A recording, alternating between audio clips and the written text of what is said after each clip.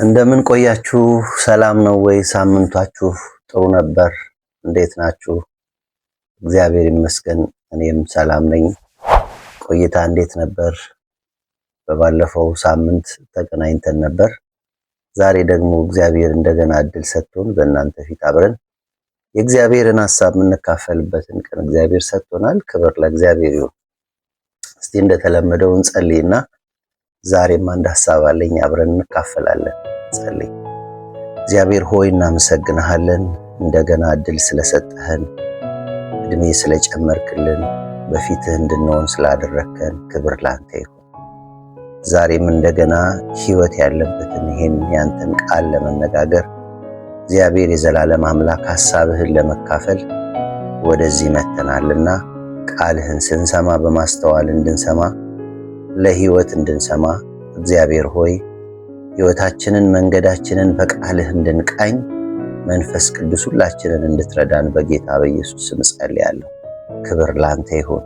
ጊዜውን ባርክልን በጌታ በኢየሱስ ስም አሜን። እንግዲህ የእግዚአብሔር ቃል ሁልጊዜ የሚነገር ሁልጊዜ የሚወራ ተጫወት፣ ስትጫወት፣ ስትተኛ፣ ስትነሳ በዘዳግም 5 ላይ የተባለው ነውና የእግዚአብሔርን ቃል በዚህ እግዚአብሔር በሰጠን ቴክኖሎጂ እግዚአብሔር በሰጠን እድል ይህንን ቃል ወደ እናንተ አቀርባለሁ። ጌታ ኢየሱስ ይባርካችሁ። እየሰማችሁኝ እየባረካችሁኝ ያላችሁ ሰዎች እግዚአብሔር ይባርካችሁ። እንግዲህ ማበረታታት ሰዎችን ማበረታታት መልካም ነገር ነውና ተጠቀሙ፣ ለሌሎችም አሰሙ። ዛሬ የማካፍላችሁ ሐሳብ ያለው በሁለተኛ ጴጥሮስ መልእክት ምዕራፍ 1 ከቁጥር 3 ጀምሮ ያለውን ነው። አነብና ከዚህ ሐሳብ ላይ እንካፈላለን። የመለኮቱ ኃይል በገዛ ክብሩ በበጎነት የጠራችሁን በማወቅ ለሕይወትና እግዚአብሔርን ለመምሰል የሚሆን ነገር ሁሉ ስለሰጠን በእግዚአብሔር በጌታችን ኢየሱስ ክርስቶስ ዕውቀት ጸጋና ሰላም ይብዛላችሁ። ስለ ክፉ ምኞት በዓለም ካለው ጥፋት አምልጣችሁ ከመለኮት ባህሪ ተካፋይ በተስፋ ቃል እንድትሆኑ በእነዚህ ክብርና በጎነት የከበረ እጅግ ታላቅ የሆነ ተስፋ ሰጠን። ስለዚህ ምክንያት ትጋትን ሁሉ እያሳያችሁ በእምነት በጎነትን ጨምሩ፣ በበጎነትም ዕውቀትን፣ በዕውቀትም ራስን መግዛት፣ ራስን በመግዛት መጽናት፣ በመጽናት እግዚአብሔርን መምሰል፣ እግዚአብሔርን በመምሰል የወንድማማች መዋደድ፣ በወንድማማች መዋደድ ፍቅርን ጨምሩ። እነዚህ ነገሮች ለእናንተ ሆነው ቢበዙ በጌታችን በኢየሱስ ክርስቶስ ዕውቀት ሥራ ፈቶችና ፍሬ ቢሶች እንዳትሆኑ ያደርጓችኋል። እነዚህ ነገሮች የሌሉ እውር ነውና፣ የሚገርም ነው። በቅርብም ያለውን ብቻ ያያል፣ የቀደመውንም ኃጢአቱን መንጻት ረስቷል። ስለዚህ ወንድሞች ሆይ መጠራታችሁን መመረጣችሁን ታጸኑ ዘንድ ከፊት ይልቅ ትጉ፣ እነዚህም ብታደርጉ ከቶ አትሰናከሉም ይላል። ከዚሁ ክፍል እንደ ርዕስ የወሰድኩት ሐሳብ አለ።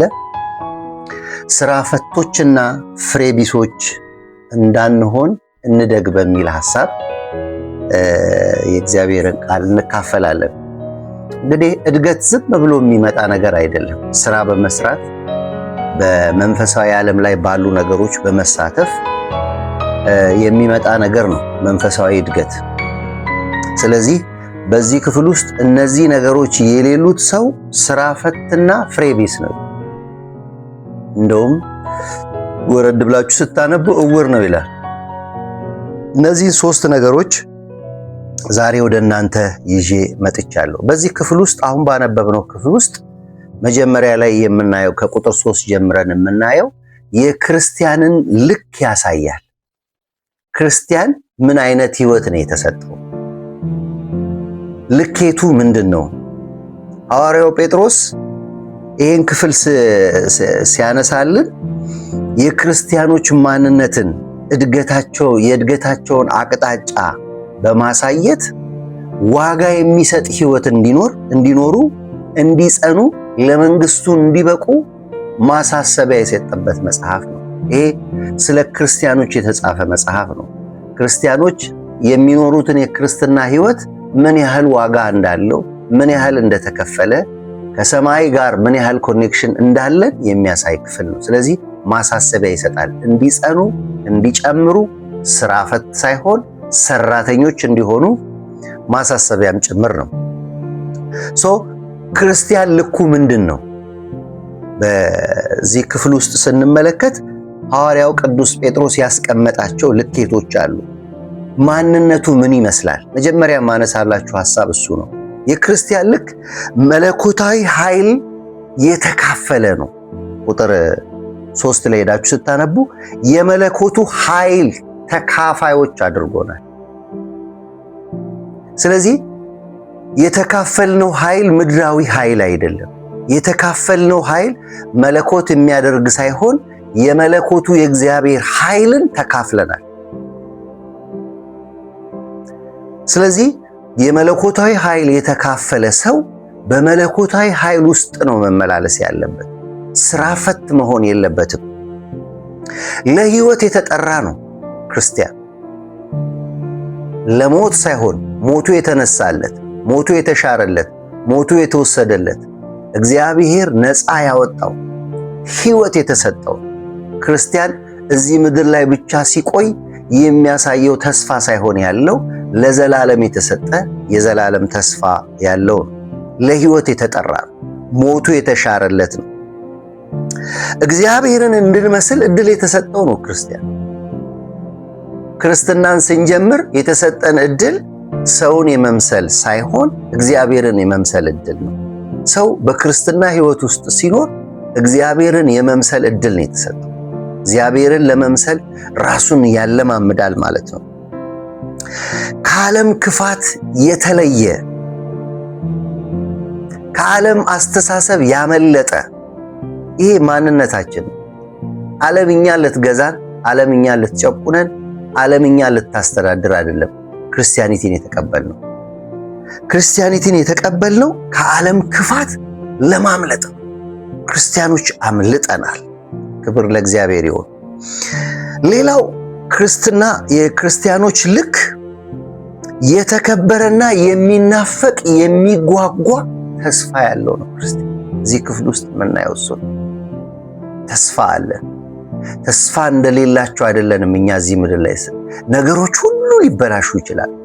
ወዳልጠበቅናቸው አቅጣጫ ነገሮች ሊሄዱ ይችላል። ነገር ግን ክርስቲያን የተከበረ ተስፋ ያለው የተከበረ የመለኮት ኃይል የተቀበለ ነው። ወዳጆቼ ይህን ማንነታችንን ምን ያህል ዕውቅና ሰጥተነዋል?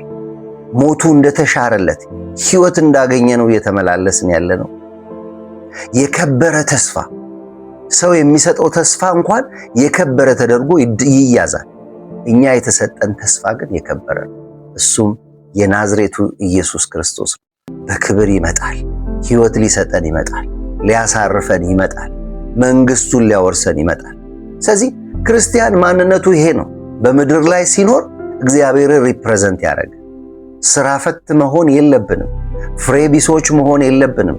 የመለኮትን ኃይል የተካፈለ ሰው፣ ከእግዚአብሔር ጸጋን የተካፈለ ሰው በምድር ላይ ሲመላለስ ስራ ፈትና ፍሬ ቢስ መሆን የለበትም። የክርስቲያንን ማንነት ይሄን ያህል ካነሳውላችሁ ወደ ዋናው ሐሳቤ ልምጣ። ስራ ፈቶችና ፍሬ ቢሶች እንዳንሆን ምን እናድርግ? ጴጥሮስ እዚህ ክፍል ውስጥ ምን ይመክረናል? ምን ማሳሰቢያ ይሰጠናል? ልኩ ይሄ ከሆነ የክርስቲያን ከዚህ ልክ ተነስተን 1 2 3 ነገሮች እናነሳለን። ክርስቲያን ስራ ፈትና ፍሬ ቢስ እንዳይሆን እየጨመሩ ሊያደርጓቸው የሚገባቸውን የቤት ስራዎቻቸውን መስራት ያስፈልጋቸው። ከቁጥር 5 ጀምረን ጨምሩ ጨምሩ ጨምሩ ጨምሩ የሚል ሐሳብ አስቀምጧል ሐዋርያው ቅዱስ ጴጥሮስ። የመጀመሪያው ያነሳው በትጋት መመላለስ። ትጋት ለሁሉ ነገር ቁልፍ ነው። ሰዎች ምድራዊ ነገር ሆነ ማንኛውም የሚያከናውኗቸውን ነገሮች በትጋት ካላደረጉ መጨረሻ አይኖረውም። ተስፋ መቁረጥ ይመጣል። መንገድ ላይ መቅረት ይመጣል። ስራ ፈት መሆን ይመጣል። ፍሬ ቢስ መሆን ይመጣል። ስለዚህ በትጋት መመላለስ ምን ማለት ነው? ይሄ ስልቹ አለመሆን። የ21ኛው ክፍለ ዘመን ሰው ወይም የድህረ ዘመናዊነት ሰው ትንሽ ነገር ነው ይበቃ። በጣም ስልቹ ሆነን፣ ለጸሎት ስልቹ ነን፣ ለመንፈሳዊ እንቅስቃሴ ስልቹ ነን፣ ወደ እግዚአብሔር ቤት ለመሄድ ስልቹ ነን፣ የእግዚአብሔርን ስራ በትጋት ለመስራት ስልቹ ነን። ይሄ በክርስትና ህይወታችን ላይ እድገት የሚያመጣ ሳይሆን ወደ ኋላ የሚያስቀረን ነው። ስለዚህ ትጋት ወሳኝ ነገር ነው። በትጋት መመላለስ። ሌላው በበጎነት በበጎ ሐሳቢነት መመላለስ። በትጋት ላይ በጎነትን ጨምሩ ይላል። በጎነት ተግባቢ መሆን ነው። ደፋር መሆን ነው። የመልካም ዜና ምንጭ መሆን ነው። የመልካም አኗኗር ጥበብ ነው በጎነት። በጎ ነገር ማድረግ፣ በጎ አሳቢ መሆን፣ ከሰዎች ጋር ባለን ህይወት፣ ከቅዱሳን ጋር ባለን ህይወት፣ በስራ ቦታ ባለን ህይወት በጎ አሳቢ መሆን፣ በጎ ህሊና ያለው ሰው መሆን ጨምሩ ይላል። አያችሁ፣ የተሰጠንን ስራ ትጋትን ጨምሩ። ትጋት ብቻ ላይ መቆም የለበትም። ትጉ ስንሆን ግን በጎ ሰዎች ሆነን፣ ንጹህ ሰዎች ሆነን፣ ተግባቢ ሆነን፣ ፍልቅልቅ ሆነን፣ ደፋሮች ሆነን፣ ይሄ መልካም ዜና አመንጪ። ብዙ ጊዜ ሰዎችን ስታገኟቸው የተሞሉት ክፉ ዜና ይሆንና ክፉ ዜና ነው ሁልጊዜ የሚነግረን። እኛ ግን የመለኮት ኃይል ተካፋይ ስለሆንን መልካም ዜና ከሰማይ የምናጠር፣ በጎነትን የምንሰብክ። ምድር ክፋትን ትሰብካለች፣ እኛ በጎነትን እንሰብካለን። ክብር ለእግዚአብሔር ይሁን። ስለዚህ በትጋት በጎነትን ጨምሩ። እዛ ጋር አይቆምም። ጴጥሮስ ይዘረዝራል። በበጎነት ምንን ጨምሩ ይላል? ዕውቀትን ጨምሩ ይላል። አያችሁ፣ ማዕከሉ ዕውቀት። ዕውቀት ወሳኝ ነገር ነው ለክርስትና ሕይወት። ዕውቀት ለምድራዊ ነገር በጣም ወሳኝ ነው። ዕውቀት የሌለው ሰው የሚያደርገውን ነገር አያውቅም። የሰው ልጅ እንድናቅ የተጠራን፣ እንድናውቅ፣ ስለ እግዚአብሔር እንድናውቅ፣ ስለ ምድር ስርዓት እንድናውቅ፣ ስለ ሳይንስ እንድናውቅ አእምሮ የተሰጠን ለዛ ነው። ስለዚህ በበጎነት ላይ ስራ ፈቶች እንዳትሆኑ፣ ፍሬ ቢሶች እንዳትሆኑ ዕውቀትን ጨምሩ። ስለ እግዚአብሔር ማወቅ። ዕውቀት በዚህ ዘመን የምናውቀው ደግሞ ዕውቀት ተግባር የሌለው ዕውቀት፣ ቲዎሪ ብቻ የሆነ ዕውቀት አይደለም። አሁን እያወራችሁ ያለው ብዙ ሰው ስነ መለኮት ይማራል፣ ስለ እግዚአብሔር ያጠናል፣ ስለ መጽሐፍ ቅዱስ ያጠናል። ዕውቀት አለው ግን ሕይወት የለው። እኔ እያወራውላችሁ ያለው በዚህ ክፍል ላይ ሐዋርያው ጴጥሮስ እያነሳ ያለው በበጎነት ላይ ዕውቀትን ጨምሩ ሲል ስለ እግዚአብሔር ባህሪያት ማወቅ ብቻ ሳይሆን ያወቅነውን የእግዚአብሔርን ባህሪያት መለማመድ፣ ፈላጊ መሆን፣ ተግባራዊ ዕውቀት፣ የምናውቀውን የመጽሐፍ ቅዱስን ዕውቀት ወደ ተግባር የምናመጣ ጨምሩ ይላል። ምን ማለት ነው? የማርያም ዕድል ሉቃስ ምዕራፍ 10 ቁጥር 42 ላይ ሄደን ስናነብ የማርያምን ዕድል መምረጥ። ማርያም ጌታችን መድኃኒታችን ኢየሱስ ክርስቶስ በምድር ላይ በነበረ ጊዜ ወደ ቤታቸው በመጣ ጊዜ መልካሙን ዕድል መርጣለች የተባለችው ከክርስቶስ እግር ስር ቁጭ ብላ በመማሯ ምክንያት። ያስፈልጋል። የማርታም አገልግሎት እኮ ያስፈልጋል። የመጣን እንግዳ ለማስተናገድ መንቀሳቀስ ያስፈልጋል። ነገር ግን መቅደም ያለበት ነገር መቅደም አለ። ስለ እግዚአብሔር ማወቅ ባለፈው አንስቼላችኋለሁ። ዕውቀት፣ ሕይወት የሌለው ዕውቀት፣ ፕራክቲስ የሌለው ዕውቀት፣ ተግባር የሌለው ዕውቀት ያዕቆብ እንደጠቀሰልን የሞት ሕይወት ነው። ቅዱስ መጽሐፍትን ማወቅ ሐዋርያው ጳውሎስ በሁለተኛ ጢሞቴዎስ 15 ቁጥር 17 ላይ ጢሞቴዎስን ኢንካሬጅ ሲያደርገው እናያለን። ከልጅነትህ ጀምሮ ቅዱሳት መጽሐፍትን በማወቅ አድገሃል። አያችሁ፣ ስለ እግዚአብሔር ማወቅና እግዚአብሔርን ማወቅ የሚለያዩ ነገሮች ናቸው። ብዙዎቻችን ስለ እግዚአብሔር እናውቃለን፣ እግዚአብሔር ራሱን አናውቀው። ስለዚህ ዕውቀት ያስፈልጋል። እንዴት ነው መኖር ያለብኝ? እንዴት ነው ማገልገል ያለብኝ? እንዴት ነው ከሰዎች ጋር መመላለስ ያለብኝ? ስራ ፈትና ፍሬቢስ እንዳንሆን የሚያደርገን ነገር አንዱ የእግዚአብሔር ቃል ዕውቀት ነው። ስለዚህ በበጎነት ላይ ዕውቀትን ጨምሩ ይላል። እዛ ጋር አይቆምም። ዕውቀት ላይ ራስን መግዛት ጨምሩ። እንግዲህ ይሄ ቁልፍ ነው፣ ማዕከል ነው። ለሰው ልጆች በተለይ በጣም ከሚያስፈልጉ በክርስትና ሕይወታቸው ከሚያስፈልጋቸው ዋና ነገሮች መካከል አንዱ ራስን መግዛት። ምን ማለት ነው ራስን መግዛት? ትዕግስተኛ መሆን። ለምናደርጋቸው ለማንኛቸውም ነገሮች ትዕግስት ያስፈልጋል። መታገስ። ቻሌንጅ ይመጣል፣ ታግሰን ማለፍ። መከራ ይመጣል፣ ታግሰን ማለፍ። የሚያስጨንቅ ነገር ወደ ሕይወታችን ሊመጣ ይችላል፣ ታግሰን ማለፍ። ራሱን መግዛት፣ ስሜትን መቆጣጠር። ራስን መግዛት ምን ማለት እንደሆነ ታውቃላችሁ?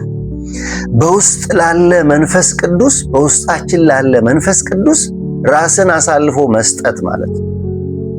እንካ ግዛኝ፣ ሌላ ኃይል አይግዛኝ። ለመንፈስ ቅዱስ ዕውቅና ልባችን ሰጥቶ ለመንፈስ ቅዱስ ተገዢ ስንሆን ነው ራስን ገዛን የምንለው።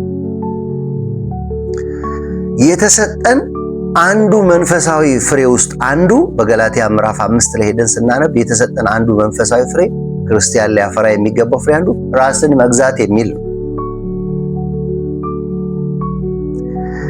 ራስን መግዛት ማለት ምክንያታዊ ያልሆነ እምቢ። አንድን ነገር እምቢ የምንለው ምክንያትን በማስቀመጥ ሳይሆን ምክንያት አልባ በቃ ራሳችሁን ገዝታችሁ ኑሩ ስለተባለ ምክንያት አልባ እምቢ። ከመንፈስ ፍሬ አንዱ የሆነውን ይሄንን ራስን የመግዛት መንፈስ ሐዋርያው ጳውሎስ ለጢሞቴዎስ የፍርሃት መንፈስ ሳይሆን የተሰጠ ራስን የመግዛት መንፈስ ነው። ትዕግስተኛ ሰው ከኃይለኛ ሰው መንፈሱን ከገዛ ሰው ይበልጣል። ከአመፀኛ ሰው ይበልጣል። ከተማን ከሚያስተዳድር ሰው ይበልጣል። ብዙ ቦታ እነዚህ ጽሑፎች ተጽፈው አያለው።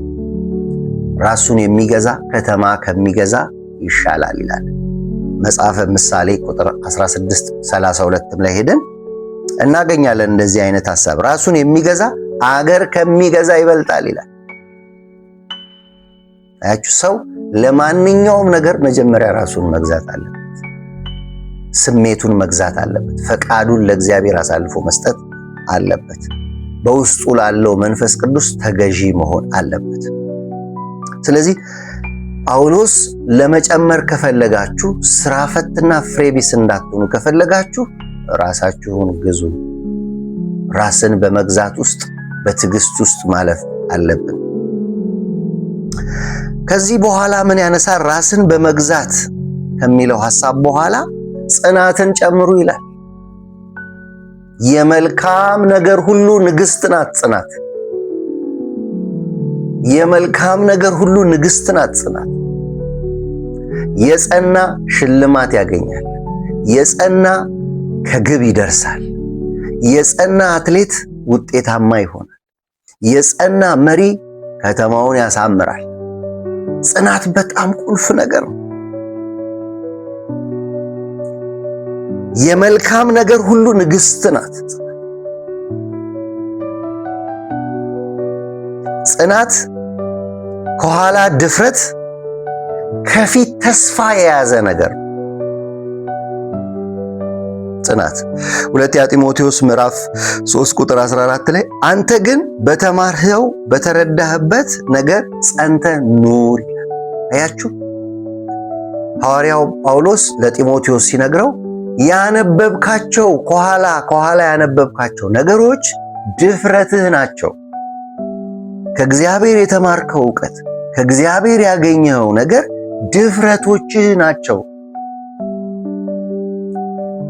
ከፊት ለፊት ደግሞ ተስፋ አለ። የምጨብጠው ነገር አለ። የምገባበት ቦታ አለ። የምደርስበት ቦታ አለ። አያችሁ፣ የጸና ሰው ከኋላ ያለውን ነገር እንደ ድፍረት ይዞ ከፊት ላለው ይዘረጋል። ወደፊት እዘረጋለሁ አለ።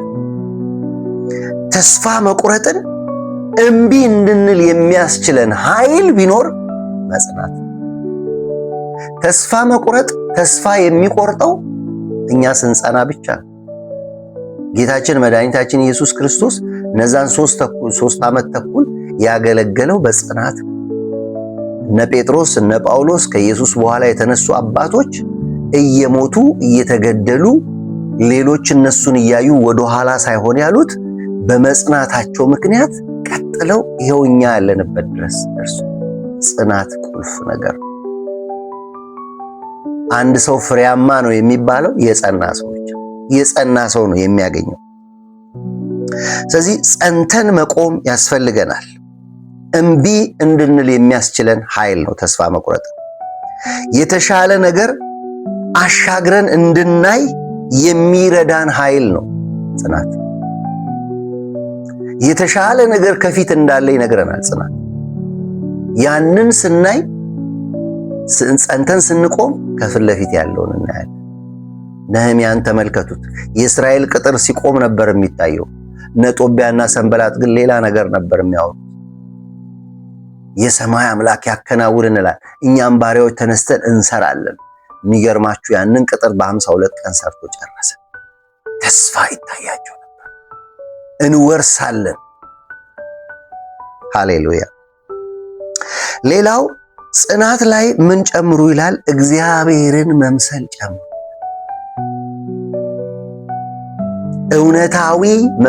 እውነተኛ መንፈሳዊነት፣ እግዚአብሔርን መምሰል የሚለው ሐሳብ ለእግዚአብሔር ያለን ዝንባሌ ማለት ነው። ይናፍቀናል እግዚአብሔር፣ እንፈልገዋለን እግዚአብሔርን ለምንድን ነው የምንፈልገው? ብዙ ሰዎች እግዚአብሔርን የሚፈልጉት በሆነ ምክንያት ሲቸገሩ፣ የሆነ ችግር ሲገጥማቸው፣ የሆነ ውስጣቸው የሆነ ነገር ሲመጣ፣ ምንም ሳይመጣ እግዚአብሔርን እንፈልገዋለን። እግዚአብሔርን መምሰል ጨምር ይላል። ማንን ትመስላለህ? አንዳንዱ ጎረቤቱን ይመስላል፣ አንዳንዱ ቴክኖሎጂውን፣ አካባቢው ላይ ያለውን፣ አንዳንዱ ባህሉን፣ አንዳንዱ የሆነ ነገሩን ይመስላል። ክርስቲያን ግን ስራ ፈት እንዳይሆን ፍሬያማ እንዲሆን እግዚአብሔርን መምሰል ነው ያለው።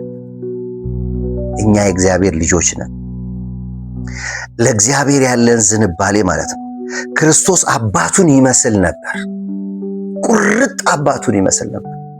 ዛሬ እኔ ቁርጥ ኢየሱስን እንምሰል እያልኩ አይደለም፣ ግን እግዚአብሔርን ለመምሰል እንለማ። ጳውሎስ እግዚአብሔርን ይመስል ነበር። እንደውም በድፍረት እኔ እግዚአብሔርን እንደምመስል እናንተም እኔን ምሰሉ የሚል ድፍረት ሁሉ ነበር። ለምን? ኦልሬዲ ያንን ህይወት የመኖር በዛ ህይወት ውስጥ የመመላለስ ውሳኔ ላይ ደርሶ ይመላለስ። ጳውሎስ ከእግዚአብሔር ፍቅር የሚለየውን ነገር በጣም የሚጠነቀቅ ሰው፣ እግዚአብሔርን ይመስል ነበር። ዝንባሌው ሁሉ የእግዚአብሔር ነበር። ለወንድሞች መቆረስ አንድ ያዕቆብ ምዕራፍ 1 ቁጥር 27 ላይ እግዚአብሔርን መምሰል። ስለዚህ እግዚአብሔርን የምንመስልበት ሚስጥር እዚህ ጋር በደንብ ተዘርዝሮ የተቀመጠ ነው። እነዚህ ነገሮች ጨምሩ። እነዚህ ነገሮች ለእናንተ ቢኖሩ ስራ ፈቶች አትሆኑም። ቢኖሩ ነው የተባለ። ላይኖሩ ይችላሉ። አሁን ካነሷቸው ነገሮች ስንቶቹ አሉ? ጽናት አለ ወይ እኛ ውስጥ? ራስን መግዛት አለ ወይ እኛ ውስጥ? ዕውቀት አለ ወይ እኛ ውስጥ? ትጋት አለ ወይ እኛ ውስጥ? በጎነት አለ ወይ እኛ ውስጥ? እነዚህ ነገሮች ለእናንተ ቢበዙ በእግዚአብሔር መንግሥት ውስጥ ስራ ፈትና ፍሬ ቢሶች አትሆኑም። እዚህ ጋር አያቆምም ጴጥሮስ። እግዚአብሔርን በመምሰል ወንድማማች መዋደድን ጨምሩ ይላል። አንዱ በዚህ ዘመን ያጣ ነው የተወሰደብን የወንድሞች ህብረት። አንዱ ለሌላው መልካም ሐሳቢ፣ አንዱ ለሌላው ትጋት፣ አንዱ ለሌላው ይሄ መተሳሰብ የሚባለው ነገር ከኛ እየጠፋ ነው። ወንድም ለወንድም ጠላት እየሆነ ነው። በመጽሐፍ ቅዱስ ውስጥ ቁልፉ ነገር የወንድማማች ሰይጣን ትልቁ የቤት ስራው ይሄን ንብረት መምታት። የቤተሰብን ህብረት ይመታል፣ የቤተ ክርስቲያንን ህብረት ይመታል፣ የወንድማማቾችን ህብረት ይመታል። እንክብካቤ፣ ይሄ ወንድማማች መዋደድ ማለት ምንድነው? ህብረት ማለት ምን? እንክብካቤ ያለበት ህብረት፣ መደጋገፍ ያለበት ህብረት፣ መተባበር ያለበት ህብረት። እነዚህን ነገሮች የሚያመጣ ህብረት ነው ጴጥሮስ እያለን ያለ። እንተጋገዛለን ወይ? እንተሳሰባለን ወይ? አንዳችን ለሌላችን እንደምናስፈልግ እናውቃለን ወይ? ህብረታችን ምን ይመስላል? ግንኙነታችን ምን ይመስላል? ተነፋፍቀን እንገናኛለን ወይ? ይናፍቋቸዋል ወይ? ክርስቲያን ወንድሞች ይናፍቋቸዋል ወይ? ከነሱ ጋር አብሮ መንፈሳዊ ሥራ ለመስራት ይናፍቋቸዋል። እነዚህ ነገሮች ለእናንተ ይብዙ። ህብረት ተመቷል። ዮሐንስ 17 ቁጥር 20 ላይ እንደዚሁም መዝሙር ምዕራፍ 133 ቁጥር 1 ላይ ወንድሞች በህብረት ቢቀመጡ እነሆ መልካም ነው፣ እነሆ ያማረ ነው። በዛ የእግዚአብሔር በረከት፣ የእግዚአብሔር ብርሃን፣ የእግዚአብሔር ጠል፣ እግዚአብሔር ራሱ አለ። ህብረት በሌለበት መንፈስ ቅዱስ አብሮ አይሰራም። ህብረት በሌለበት ደስታ የለም። ህብረት በሌለበት ወንድም ከወንድም መተጋገዝ የለም። ህብረት በሌለበት እንክብካቤ የለም። ፍቅር፣ የህብረት ቁልፉ ፍቅር። ፍቅር ከሌለ ሰዎች አንድ ላይ ህብረት ሊያደርጉ አይችሉም። ፍቅር የሁሉ ነገር መሰረት ነው። በመጽሐፍ ቅዱስ አስተምሮ ደግሞ ፍቅር ማለት ምን ማለት ነው? የሚጠላን አለቀ። ፍቅር ሌላ ዴፊኒሽን የለው። ፍቅር የሚወድን መውደድ አይደለም፣ የሚጠላን መውደድ።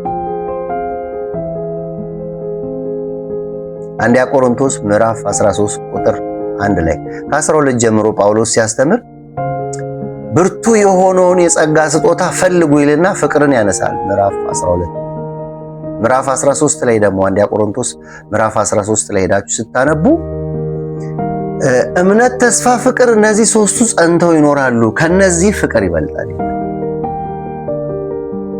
ምዕራፍ 14 ላይ ስለ ፍቅር ይናገራል። ይቀጥልና ፍቅርን ተከተሏት። አያችሁ፣ ብርቱ ጸጋ እሱ ከሆነ የሚበልጠው እሱ ከሆነ መከተል ያለብን እሱ ከሆነ የጳውሎስ አስተምህሮት ውስጥ የክርስቶስ አገልግሎት ውስጥ የክርስቶስ ሕይወት ውስጥ ፍቅር ቁልፍ ከሆነ ለወንድማማች ህብረት በጣም ፍቅር ቁልፍ ነገር። ስለዚህ ፍቅር ስራ ይፈልጋል። ፍቅር እንክብካቤ ይፈልጋል። ፍቅር መሄድን ይፈልጋል። ፍቅር ዋጋ መክፈልን ይፈልጋል። አንዳንድ ሰዎች እንወድሃለን ምናምን ይላሉ፣ ግን ከችግራችሁ ጎን አይቆሙ። ስታዝኑ አብረዋችሁ መጥተው አያዝኑ። ከንፈር መምጠጥ ፍቅር አይደለም እምትል ማለት ነው። ፍቅር አብሮ መካፈል፣ አብሮ መብላት፣ አብሮ መጠጣት፣ ሁሉን ነገር ሼር ማድረግ፣ አንዱ ለአንዱ አለው ባይነት፣ እሱ ነው ፍቅር። ከዚህ በወንድማማች መዋደድ ህብረትን ጨምሩ። ፍቅር መለኮታዊ ፍቅር፣ የአጋፔ የሚባለው ፍቅር በውስጣችን ሊኖረን ይገባል። በወንድማማች ህብረት ላይ ምንን ጨምሩ ይላል? ህይወትን ጨምሩ ይላል።